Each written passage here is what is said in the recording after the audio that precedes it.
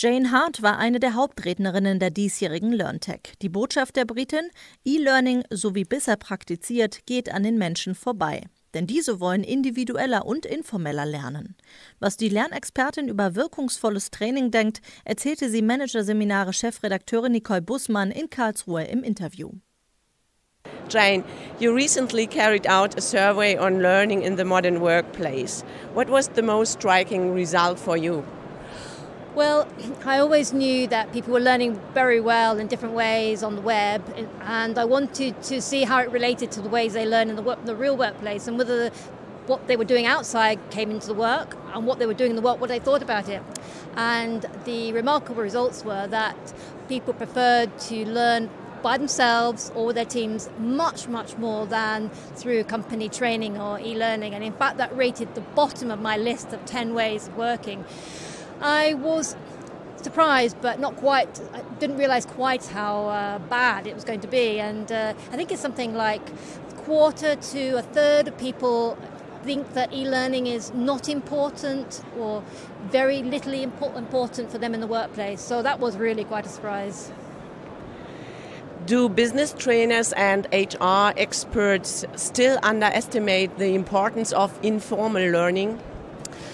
Yes, I think they do, and unfortunately the term informal learning has kind of changed. For me, informal learning is about the way we learn outside of any formal structure in different ways, but the important part of it for me is autonomy, that you choose to make those decisions, what you do and how you do it.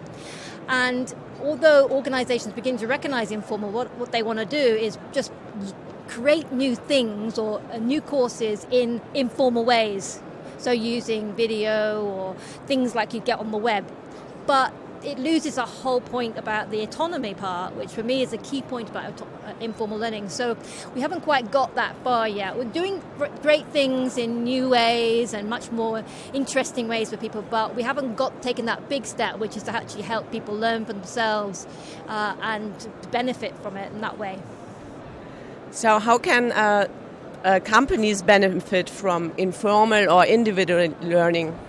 Well, I think they first of all, need to recognise its value. And for most people, for many people in organisations, they think that learning is something that happens outside of the workplace or outside of work anyway, outside the flow work, in a classroom or on a course, in a very structured way. And that's why we get managers coming to training departments and say, will you create a course for me? Because they think learning is something that's responsibility of somebody else. So I think the first step is for managers to recognise that they're just as responsible for learning of their individuals, whether it's in their teams to collectively or for individual self-improvement, and helping to encourage and support that. Now that's quite a big step, but I'm seeing it happen in certain places, but it is a bit of a mind shift towards seeing learning as training, something that's not their responsibility, to actually recognising they're part of it.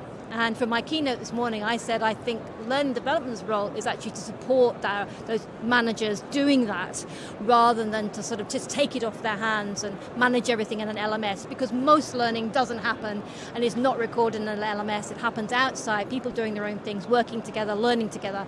And that, once people grasp that, then they can really recognise and realise the value of informal learning. So do you think there's a role change for business trainers? Well, I think there's always going to be a need for training of some sort. You know, one of the things I always make sure I mention in my presentations is that's not going to go away, because people often think I'm saying, training's out the window, we're on to new stuff. No, it's not. There's always going to be a need for training of some sort. There's always going to be a need for e-learning of some sort. And so there will always be a role for trainers and instructional designers. But I think there's new roles emerging to support more informal ways of learning, collaborative ways of learning, individual ways of learning.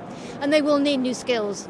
Now, maybe some of the original learning professionals who've been trainers or instructional designers like to move into those new roles. Like maybe people come in and start working in those capacities within teams, learning and development teams. It could happen in both ways. And what kind of skills do business trainers then need?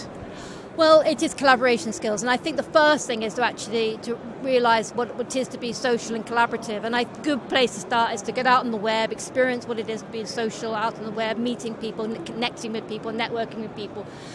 valuing the stuff that you get through social interactions as well as what's being shared. That's the first step, because you can't get to being supporting people social until you know what it is for yourself. Once you know what it is for yourself, then you can start to say and help people move and become more collaborative themselves, because sometimes it needs to be done individually, with people. Sometimes it has to be done collaboratively. So if people want to move it, they've really got to have experienced what it is for themselves first, and that's quite a big step. The people who are doing this successfully are exactly those people who've been out there and understand what the new ways of learning are and bringing them into their organisation. So that really is the key way to move forward.